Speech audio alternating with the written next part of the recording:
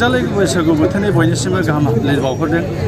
रायजो नाङैनो दिनैनिफ्राय जागायजेनबाय रंजालि बैसागु बोथोरा। बेबायदिनो गुबुन गुबुन बोसोराव खुंबोनाय दुलाराय बर' फरायसा आफादा दिनै बिटिआरनि गाहाय सदन क'क्राझार नोगोराव थानाय केडिएसनि गेवलां गेलेग्रा फोथाराव लांदां बैसागु हाबाफारिखौ मेहेरगोनाङै फालिदों।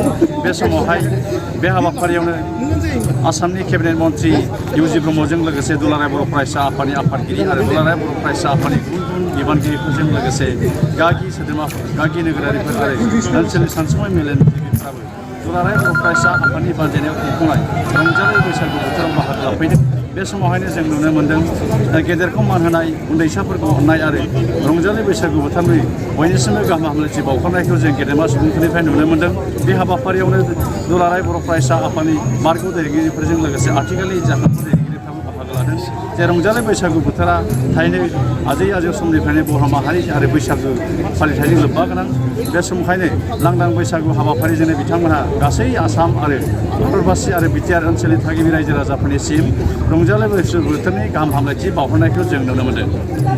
फैदों, मोसादों आरो बे हाबाफारियाव जोङो एबसुनि फिरफिला बिरहोनाय, गोजोननि फारौ बिरहोनाय आरो लोगोसे जोंनि जायफोर देरसिन बैसोगोरा बिथांमोनखौ आर'नाइ गाननानै जों बिथांमोनखौ खुलुमदों आरो बिथांमोना जोंनो बोर सारस्रिदों जाहाथे दुलाराय बर' माहारिनि हाबा मावनायाव, दुलाराय बर' हारिखौ सिबिनायाव दुलाराय बर' फरायसा आफादा जाफुंसार जायो।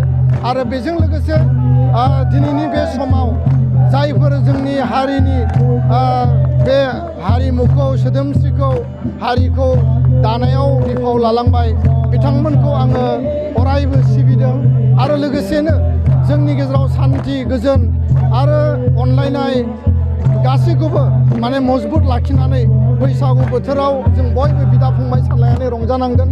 लोगोसेनो आं खावलायो जे थांनाय बोसोराव जायफोर बाथ्राफोरखौ लानानै जोंनि गेजेराव गाज्रि मोनलायनाय, खुद्रिलायनाय, रागा जोंलायनाय माखासे थासारि जादोंमोन, बे थासारिफोरखौ गैया खालामनानै, बावगारनानै, निमाहा होलायनानै बयबो अनलायनायनि गेजेरजों जोङो फैबाय थानाय बोसोरसेनि थाखाय माखासे थांखि बिथांखि हाबाफारि लानांगोन।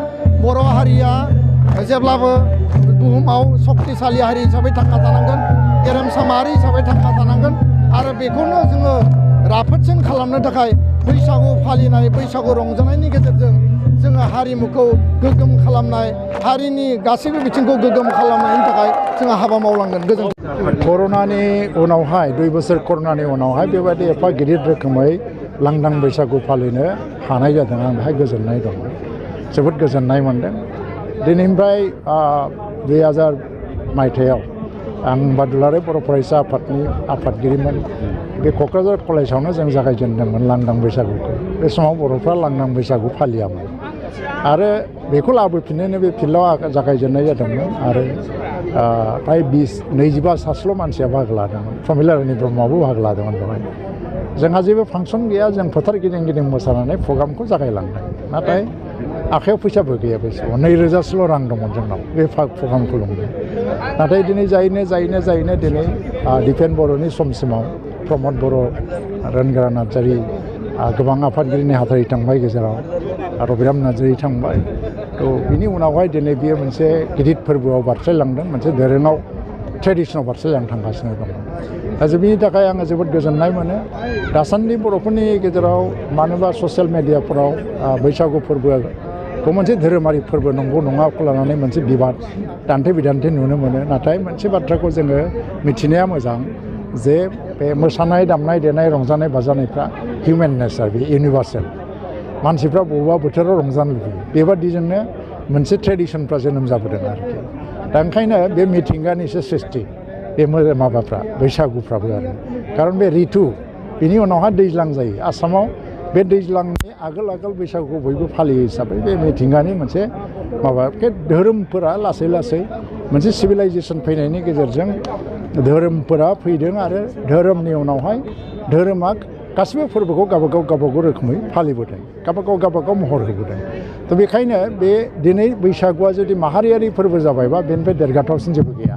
खारन गासिबो धोरोमनि मानसिफ्रा आगोलाव फालियामोन, दा फालिबाय। गाबोन जुदि भारतीय संस्कृति जायोबा बियो, गाबोन जुदि आसामनिनो संस्कृति जानानै नर्थ इस्टनि संस्कृति जायोबा जोङो बे देरगानांगौसो बाथ्रा। ओंखायनो बेखौ गारनांगौ आरो जोङो बेखौ माहारियारि फोरबो हिसाबैनो फालिलांनांगौ।